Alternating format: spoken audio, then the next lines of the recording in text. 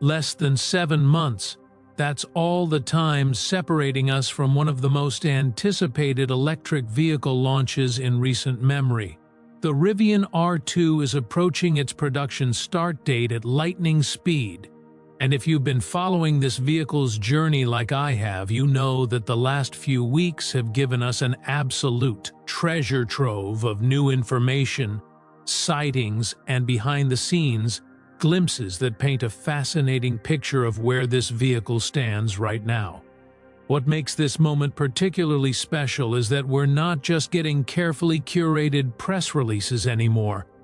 We're seeing real R2s out on actual roads, being tested in real-world conditions, charging at public infrastructure, and even towing other vehicles.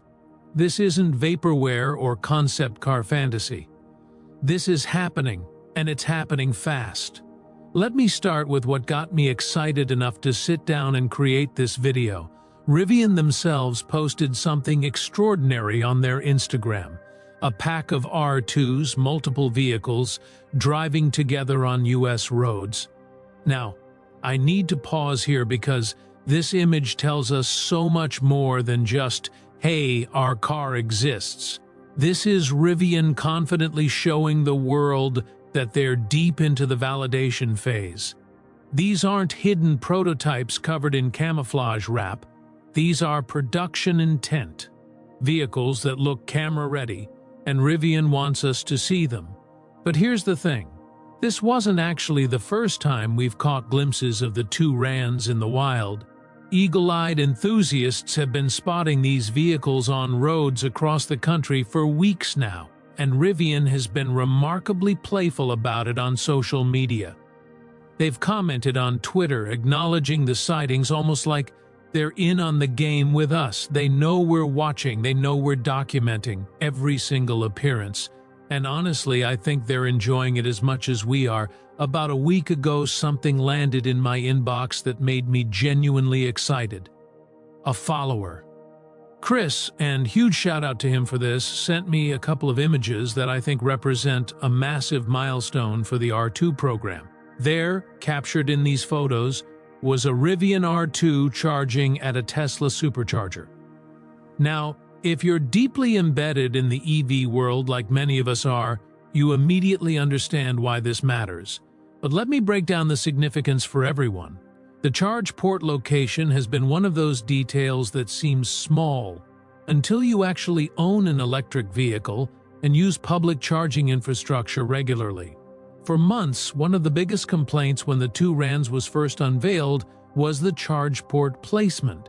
People were vocal about it, frustrated even, because it wasn't optimized for Tesla's Supercharger network. And here's why that matters.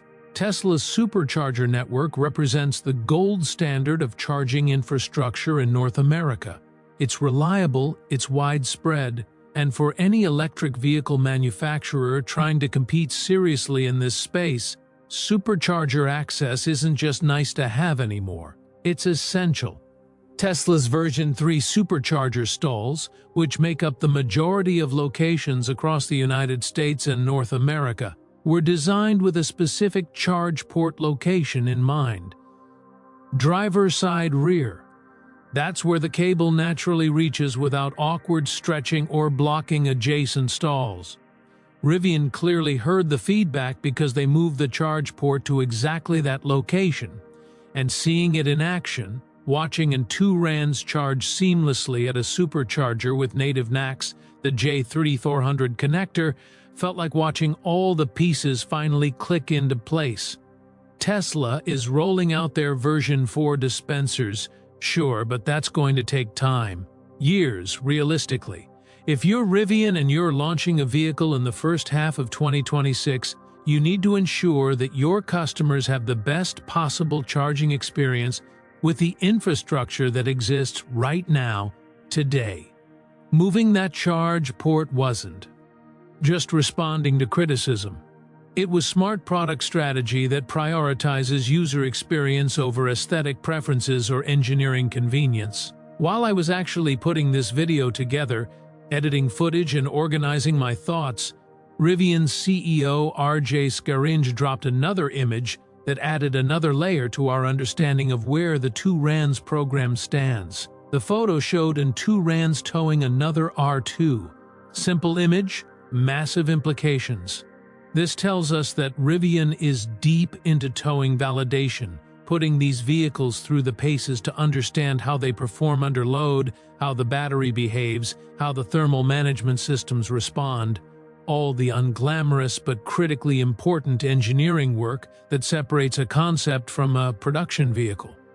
What makes this even more interesting is that about a week before this image surfaced, we spotted Rivian testing with a Kia EV9. The vehicle had Rivian's U.S. Department of Transportation numbers clearly displayed, confirming it was part of their testing program. Then we saw that same EV9 photographed next to a group of R2s. They're clearly benchmarking, comparing, understanding how their vehicle stacks up against competition in towing scenarios.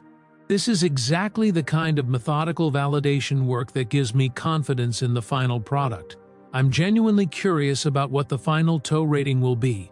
Rivian was originally developing some proprietary towing system, something unique to their brand, but recent indications suggest they might be moving toward a more conventional approach. Just a standard tow hitch. Honestly, that might be the smarter move. Don't reinvent the wheel when the wheel works perfectly fine, especially when you're trying to get a vehicle to market efficiently. The images that Rivian posted on their official Instagram are absolutely stunning from a visual perspective, but it's the caption that made me stop and really absorb what's happening. They wrote that 2 RAN sightings are on the rise. As hundreds of production intent builds roll off their pilot line and hit the road for real-world testing and validation. Hundreds. Let that sink in for a moment. Not dozens, not a handful. Hundreds of R2s are going to be out there gathering data, being driven in every conceivable condition, stress-tested, in ways that laboratory environments simply cannot replicate. This is how you build a reliable vehicle. You get it out into the real world.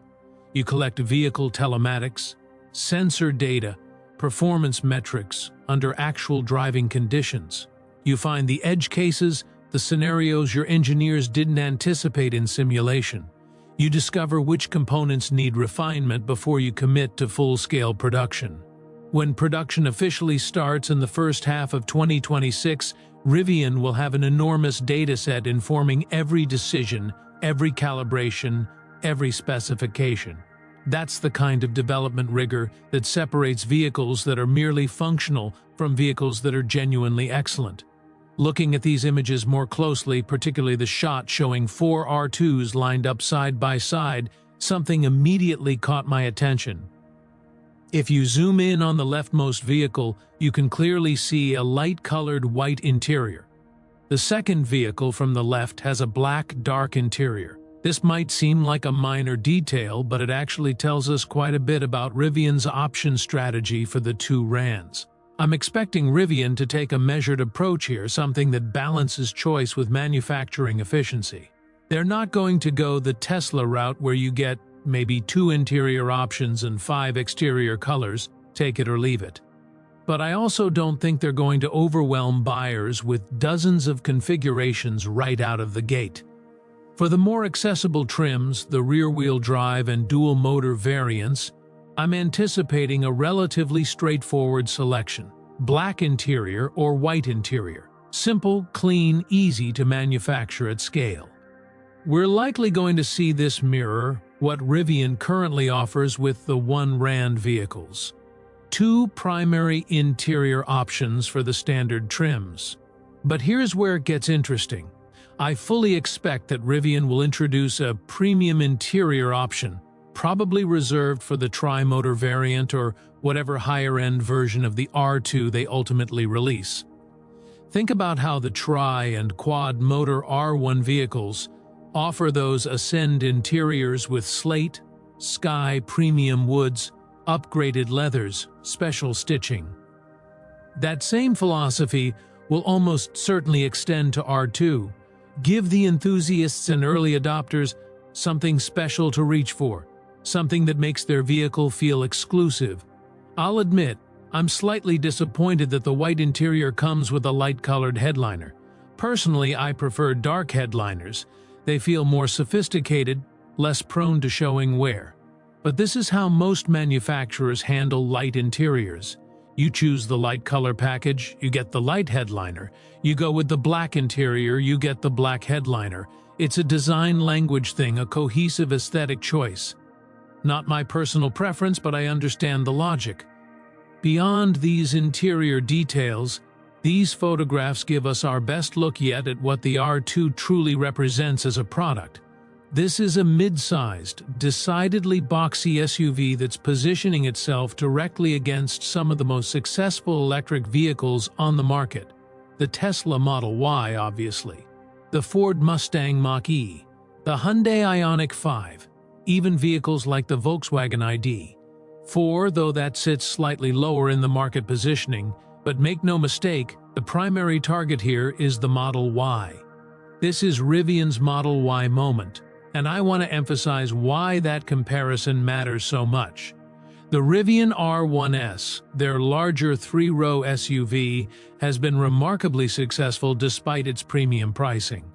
In markets like California and Washington State, the R1s has become a genuinely common sight. It's the best-selling vehicle above $70,000 in certain categories.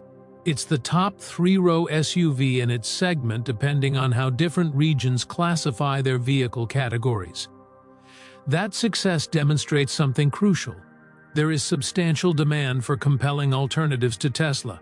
People want options. They want different design languages, different feature sets, different brand philosophies. Tesla makes excellent vehicles. Nobody can seriously dispute that.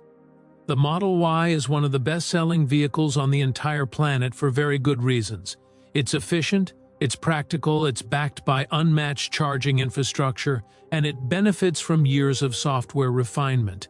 But here's the thing about markets. They thrive on diversity. When you give consumers more compelling options, several things happen simultaneously. More people transition from internal combustion to electric. That's the primary goal. But you also give people who might not connect with Tesla's aesthetic or brand philosophy or approach to automotive design something else to get excited about. The ultimate goal isn't to steal Model Y owners away from Tesla, though that will certainly happen to some degree. The real prize is converting the Toyota 4Runner owners, the RAV4 drivers, the Subaru Forester enthusiasts. Those are the people still driving gas-powered vehicles, and those are the people who represent the next wave of EV adoption. If the two RANs can convince even a fraction of that market to go electric, that's a massive win for everyone who cares about transportation electrification. Now, we do have numerous EV SUV options available right now. General Motors has the Blazer EV and the Equinox EV. Ford offers the Mach-E. Volkswagen has the ID.4. Audi and Porsche have their premium entries. Honda and Kia both have competitive options in this space. It's not like the two RANs is entering a vacuum. But here's what matters. The Model Y dominates this segment for specific, tangible reasons. Infrastructure access, software sophistication, efficiency, ecosystem integration. These aren't abstract marketing concepts. These are real-world advantages that matter to people spending their money on a vehicle. Many of the competing EVs are objectively good vehicles. The Ioniq 5 is genuinely impressive. The Mach-E has passionate advocates. But they're incomplete packages in various ways. Maybe the charging infrastructure isn't quite there. Maybe the software feels a generation behind. Maybe the efficiency doesn't quite match up. The goal for any manufacturer trying to compete in this space is to deliver a complete package that matches or exceeds what Tesla offers, just wrapped in a different design philosophy. For Rivian, that means taking their boxy, rugged, adventure-oriented aesthetic and delivering it in a more accessible package with all the technology, efficiency, and infrastructure access that modern EV buyers rightfully expect. The R1s success story gives me tremendous confidence that the R2 will find its audience. The demand is clearly there for Rivian's design language and brand philosophy. The question is purely about execution and scale. Can they build these vehicles efficiently? Can they deliver them on time? Can they price them competitively while maintaining quality? This brings me to my personal situation, which actually aligns almost perfectly with the R2 timeline in a way that feels almost cosmic. My R1T lease ends on May 30th, 2026.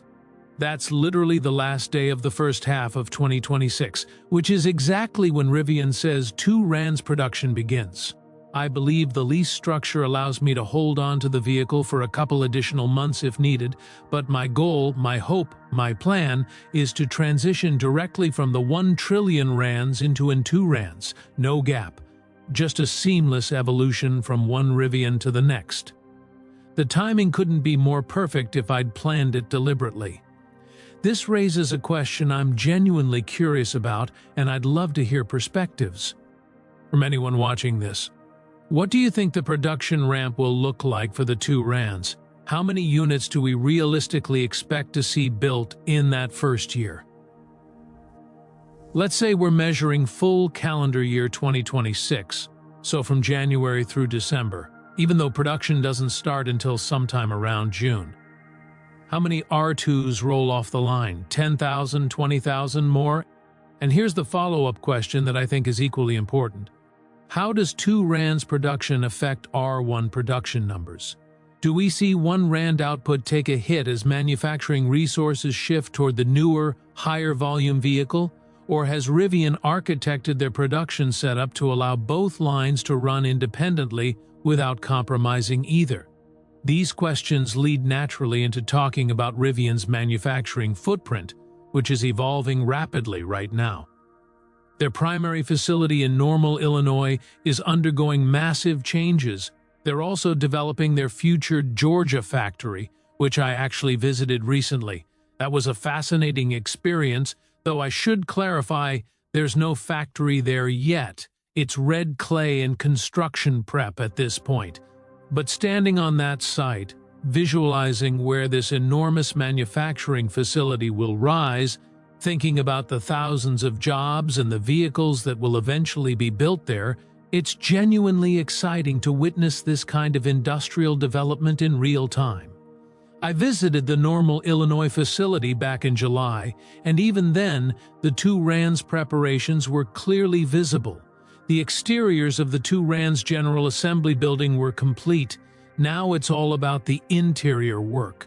The wiring, the plumbing, the actual installation of the manufacturing equipment and tooling that will bring the R2 to life. Rivian mentioned in their social media posts that hundreds of production intent builds are rolling off their pilot line. This pilot production is happening at their Irvine, California headquarters on the West Coast. They have a dedicated pilot facility there where they're building and testing these early R2s. But here's where I'm speculating, reading between the lines of what Rivian has shared publicly. I think they might be preparing to start pilot production in Normal, Illinois much sooner than people realize. When they talk about hundreds of vehicles, when they show the confidence of posting these images publicly, it suggests they're ready to scale beyond the relatively small pilot facility in California. Normal, Illinois has the capacity to produce not just hundreds, but potentially thousands of test vehicles. These won't all end up with customers, many will be destroyed in crash testing, others will go to third-party partners, suppliers who need vehicles for their own validation. Regulatory agencies like the National Highway Traffic Safety Administration will receive vehicles for compliance testing. This is all standard procedure for automotive manufacturing, but the scale of it indicates how close we are to actual production. The Normal facility is currently paused for production as they integrate the R2 General Assembly line. No R1 vehicles or RCV commercial vans are being manufactured right now as of mid-September through early October. This is a critical integration period where they're connecting all the systems that the 2 RANs and 1 RAN lines will share. The paint shop, for instance, will service both vehicle lines. The Maximus drive unit, which will power the tri-motor, dual-motor, and rear-wheel drive versions of the R2, is being produced at this facility. All of this has to be integrated, tested, and validated before full production can begin. My friend Zach, who lives in Normal, Illinois, captured some incredible drone footage that I think perfectly illustrates how much work is happening right now. There's a tunnel being constructed underneath Rivian motorway, and this tunnel tells a fascinating story about how modern automotive manufacturing operates. Rivian is building their R2 general assembly on one side of a 4-lane road. Directly across that road, they're constructing a massive supplier park. This supplier park will serve multiple functions. It's where Rivian receives deliveries. It's where components get staged before moving to the assembly line. It's also where certain third-party partners will actually manufacture components in Rivian-owned buildings. This last part is where I start getting curious about Rivian's vertical integration strategy. If you're building a massive facility, if you're creating the space and infrastructure for manufacturing, why would you pay another company to operate inside your building making components for you? Why not develop that capability in-house? Tesla's success has been built significantly on their vertical integration philosophy. They bring as much manufacturing as possible under their own control, which gives them flexibility, cost advantages, and the ability to iterate rapidly. Rivian seems to be taking a different approach here, at least for certain components, and I'm not entirely sure I understand the strategic reasoning. Maybe there are financial advantages I'm not seeing. Maybe certain components are specialized enough that partnering makes more sense than developing expertise internally. But it's an interesting choice that makes me wonder about their long-term manufacturing philosophy. Regardless of the strategic reasoning, the practical challenge is straightforward. You have a supplier park on one side of a 4-lane road. You have the 2 RANs General Assembly on the other side. Components need to move between these facilities continuously, efficiently, without disrupting traffic or creating bottlenecks, hence the tunnel. It's literally an underpass that allows materials, components, and partially assembled elements to move from the logistics center where items are received, manufactured, and staged, over to the R2 General Assembly where they get integrated into the final vehicle that eventually gets delivered to customers. When I visited in late July, they were actively excavating this tunnel. The road was blocked off, heavy equipment everywhere, workers moving earth and preparing the foundation. Now, several months later, we're seeing it take real shape. It's just an underpass, right? Nothing particularly glamorous about industrial tunnels. But to me, this represents something profound. This tunnel is physical evidence of how close we are to R2 production. This isn't speculative anymore. This is concrete, and steel and engineering solving real logistical challenges because production is imminent. The R2 is genuinely around the corner, and I want to hear from everyone watching this. How many units do you think we'll see produced in the full calendar year 2026? Remember, production doesn't start until the first half of the year, probably June at the earliest, so we're really only looking at 6 or 7 months of production maximum for 2026. Does Rivian hit 20,000 units? 30,000? Do they surprise everyone and push even higher? And the related question, how does this affect 1 RAND production volumes? Does the R1 take a hit as resources and attention shift to ramping the 2 RANs? Or has Rivian planned this transition carefully enough that both vehicles can scale independently? We know from Rivian's previous communications that they're planning for 3-shift operation eventually. 8 hours per shift, 3 shifts, that's round-the-clock production. 24 hours a day, R2s rolling off the line continuously. According to their timeline, they expect to have all 3 shifts operational by the end of 2027. But when production starts in the first half of 2026, they're beginning with just 1 shift, 8 hours of production daily. Then, by the end of 2026, they anticipate adding a 2nd shift, bringing total production up to 16 hours daily. This gradual ramp makes sense from a manufacturing standpoint. you start conservative work. Out the issues, train your workforce, refine your processes, then scale up as confidence and capability increase. Honestly, my biggest concern right now is purely selfish. I just want my 2 RANs delivered as soon as possible. That's really what this comes down to for me personally. I want to experience this vehicle, understand how it drives, see how Rivian's engineering translates to this more accessible platform. I want to know if the efficiency claims hold up in real-world driving. I want to test that charging experience at Superchargers. I want to see how the interior quality compares to the R1 vehicles. I want to understand the software implementation. There are so many questions that only actual ownership can answer. What are you looking forward to most about the R2? Is it the design aesthetic, that boxy adventure-ready look? Is it the pricing, finally getting a Rivian at a more accessible price point? Is it the technology, curious to see how their latest software and hardware implementations perform? Is it the charging infrastructure access, knowing you can tap into the Supercharger network reliably? Everyone has different priorities, different aspects of this vehicle that excite them most, and I genuinely want to know what resonates with you. Expect more videos like this from me.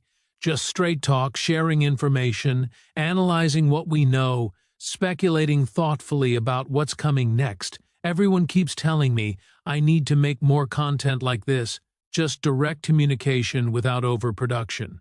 So, that's what we're doing. More conversations, more updates, more deep dives into the details that matter. The R2 represents something significant for Rivian as a company and for the broader electric vehicle market. This is their volume play, their opportunity to prove they can manufacture at scale, compete on price without sacrificing quality, and deliver a compelling product that stands alongside the best vehicles in this segment. The next 7 months are going to be fascinating to watch. Every sighting, every new detail, every piece of information that emerges brings us closer to understanding whether Rivian can execute on this vision. Based on what we're seeing right now, with hundreds of test vehicles on the road, with production facilities being prepared methodically, with clear evidence of thoughtful engineering and validation, I'm optimistic. More than optimistic, I'm genuinely excited about what's coming. Thank you for watching, for being part of this journey, for sharing your thoughts and perspectives. I'm Isaiah, and I'll see you in the next one.